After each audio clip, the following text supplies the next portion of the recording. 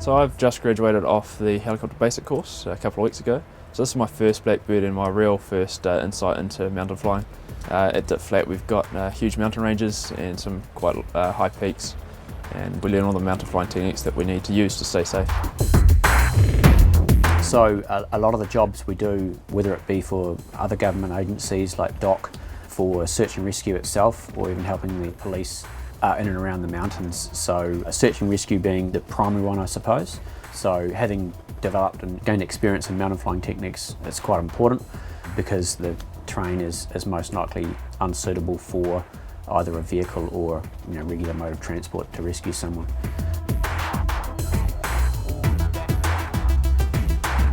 So there's two rules for mountain flying. The first rule is know the wind, and the second rule is always have an escape. So we can always roll away down the hill or down the valley, and that'll get away. For the weather, it can be quite turbulent in the mountains, especially with high winds.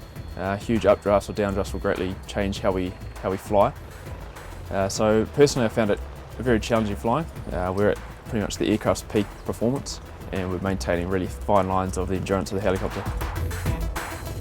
The HTU, or Helicopter Transition Unit, and the NH-90 we're somewhat piggybacking on to exercise Blackbird, whereas the other aircrew are here gaining currency. We're here to trial and develop mountain flying techniques in the NH-90 for the first time.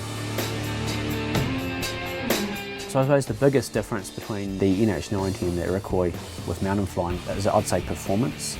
NH-90 is much larger. You're talking about a 10-ton aircraft with 2 engines, and it performs really well. I mean, some of the terrain around this environment would sometimes be inaccessible to the Iroquois in certain weather conditions, whereas in the 90 you can approach and depart from these features quite easily, and it's nice to have that peace of mind that the aircraft can perform well.